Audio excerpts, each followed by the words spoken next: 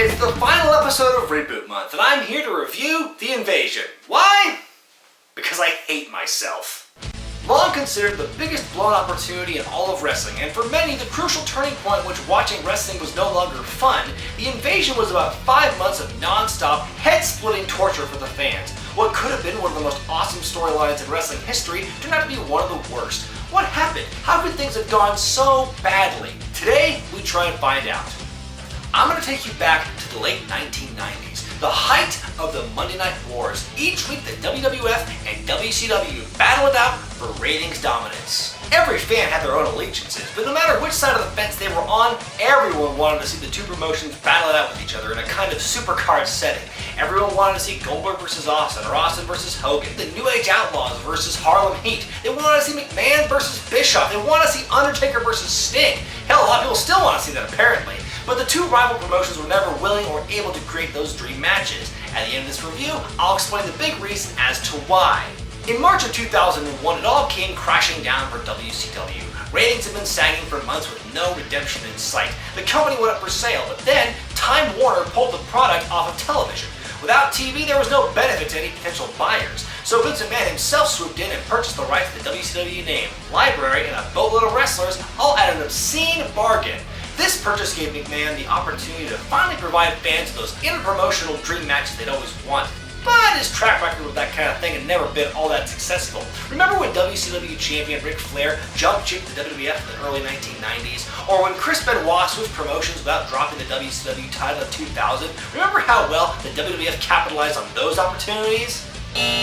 Okay, well, past is past. The point is, Vince McMahon has all the power now. He has the guys. He can do whatever he wants. He won the whole war. So tell me, who's going to be part of this WCW invasion? Is Hulk Hogan going to be there? Is he going to be there? Oh, that's weird. You know what? He wasn't the only big star WCW ever had. I mean, what about Scott Steiner? He was one of the last champions the company ever had. Is he going to be there? Huh. Yeah, it's kind of weird and hard to think about WCW without Scott Steiner. I mean, what about Kevin Nash? Ric Flair? Sting? Goldberg? Jeff Jarrett? Geez, who do you have? Damn it. So why weren't these high-profile WCW names part of the purchase? It's simple. Their Time Warner contracts were pretty expensive, and the WWF didn't feel like spending the extra money to buy them out. So they were left with guys like Booker T and Diamond Dallas Page, Chavo Guerrero, Hugh Morris, Mark Jindrak, Mike Sanders, Shawn Stasiak. Okay, I think I'm getting an idea where this is headed. After the buyout, McMahon addressed the audience at both Raw and Nitro in a never-before-done simulcast between the two shows. Or I'll walk out of this arena! He's in Panama City! Shane McMahon is on Nitro! Oh yes, I almost forgot. In the midst of this earth-shattering moment in wrestling history, God, we got a pay-per-view to sell! Oh my God! So in kayfabe landia, Shane McMahon steals WCW right out from under Vince's nose, just days before their big battle at WrestleMania 17. How convenient! I know they added this wrinkle to try and hype up their match more for WrestleMania and get more eyeballs on the pay-per-view, but to me I feel this really undermined the whole importance and significance of the moment.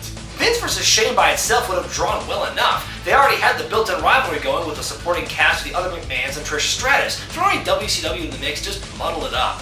Pretty soon, former WCW wrestlers started invading WWF programming. The battle lines were drawn. Then on July 2nd of 2001 in Tacoma, Washington, a WCW-sanctioned match was scheduled for an episode of Raw. But if WCW were the clear adversary here, then why would Vince allow them to take over his show? See, after buying WCW, the WWF was considering rebooting the company as a separate entity that they owned on its own TV show. But no network would touch WCW, so the company was forced to integrate the two rosters on WWF programming.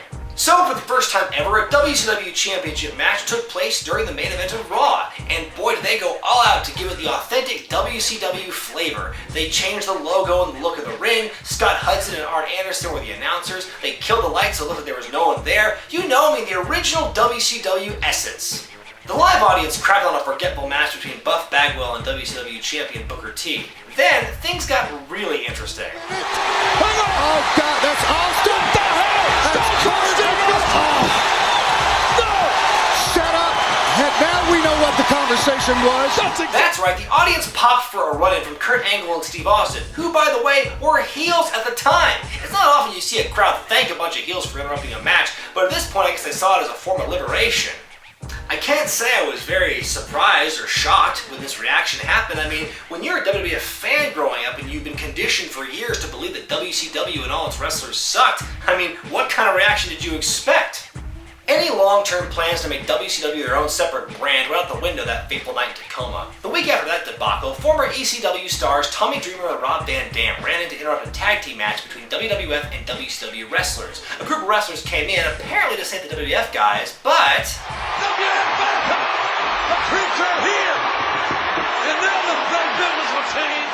Wait a minute. The WWF guys are here! Those are all former ECW guys! Feel this moment for the rest of your life! Feel it!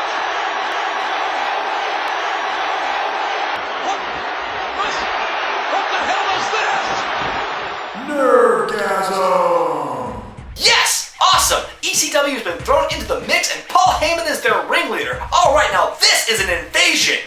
Later in the night, the ECW contingent merged with the WCW group to form the Alliance. That alone wouldn't have been so bad, except... The new owner of WCW! Really? Stephanie McMahon, the owner of ECW?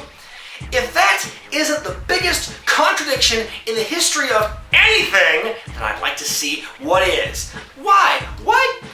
Why was she the owner of ECW? Couldn't Paul Heyman have been the owner of ECW since he was, the owner of ECW? We move on to WWF Invasion, the first pay-per-view that pit WCW and ECW wrestlers against guys from the WWF. The stacking of this show is one of the few bright spots of the entire storyline. You had some pretty decent matchups, except maybe for a referee fight, and the end results were pretty even-steven. The Alliance got the same number of wins as WWF guys, one more in fact if you include the Sunday Night Heat match between Chavo Guerrero and Scotty 2 Hotty.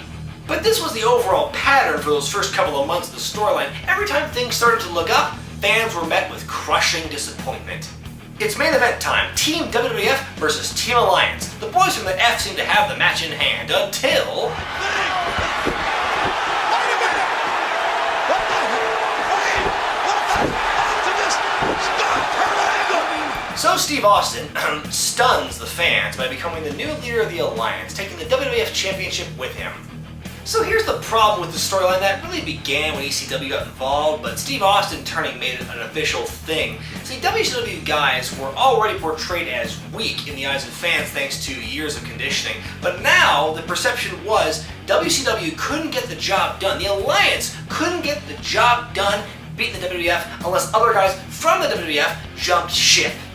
For the next several months, other wrestlers like Christian, Test, William Regal, and some pointless divas would defect from WWF and join the Alliance. It was very similar to when the New World Order had their massive expansion in 1997, and when you think about it, it was just as illogical. Weren't ECW and WCW the companies that had originally died out, one because of a lack of money and the other because of a lack of quality? If you were part of the WWF in 2001, then you were set! You were part of the winning team! Why would you want to join the group of sore losers bent on destroying the company that helped you put food on the table?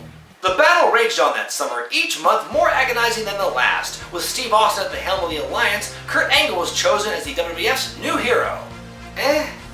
Don't get me wrong, Angle is a fantastic wrestler and was definitely deserving of his main event status, but this was at the time when he was still a hokey, comedic kind of character. What made Angle so great down the road in his career was that he evolved out of his howdy-doody persona and became more of a badass. That was the kind of character he needed to portray during this feud, but it never really happened. I mean, come on, a milk truck? Oh, I get it, because Steve Austin once drove a beer truck. Oh my God!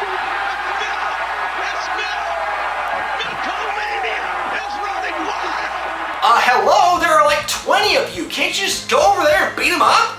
But in late October, Angle inexplicably jumped ship and joined the Alliance. Boy, don't you fans feel stupid for cheering him now. You might have noticed that at this point in the review, I have barely mentioned anything about the original ECW or WCW wrestlers. Do you want to know why? It's because at this point they had nothing to do with the story. The original WCW guys had no bearing on the main feud. Oh sure, they won some mid-card titles here and there, but hell, there were a dozen belts being traded on a weekly basis. The main focus of this storyline was Austin, Angle, Rock, Jericho, Undertaker, Kane, and of course, the McMahons. Everyone who was part of the original alliance was put on the back burner. Booker T was incompetent, DDP got his ass kicked by the Undertaker's wife, Shawn Stasiak became comic relief, which actually wasn't that bad, and just about everyone not named Rob Van Dam was a non-issue.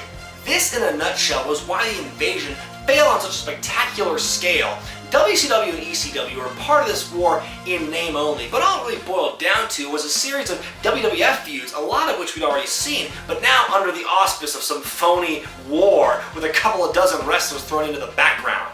It all came to a head at the 2001 Survivor Series, a winner-take-all match between 5 members of Team WWF and 5 members of the Alliance, which, I'd like to point out, featured only 2 non-WWF wrestlers. Team WWF won, match, but only after Kurt Angle jumped ship again and cost the Alliance the match.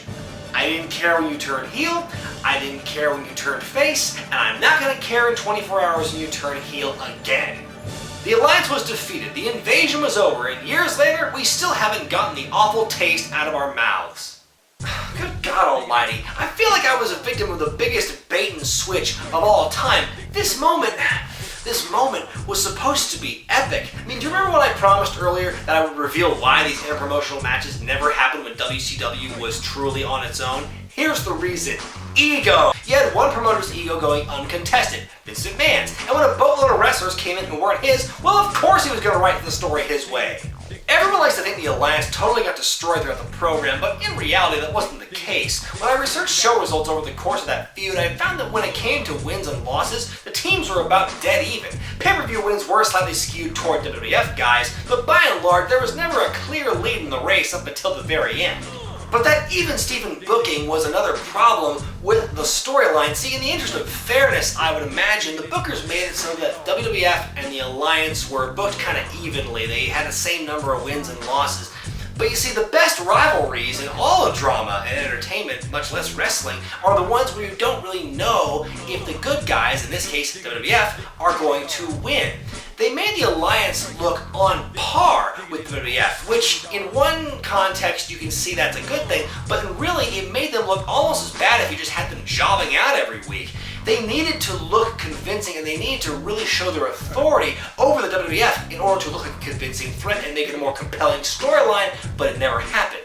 Another thing that hurt the Alliance was the fact that other than Booker T and Diamond Dallas Page, there were no huge names because of the aforementioned contract issues. But in time, Hogan, Hall, Nash, Steiner, Flair, Goldberg, and Mysterio would all come into the WWF fold. Can you imagine how much more interesting the Invasion would have been if just a handful of those guys were part of the Alliance? You damn sure wouldn't have needed Stone Cold to hell, that's for sure. Well, I'm Brian Zane, and after a long month of crappy reboots, I need a long shower. I'll see you next time.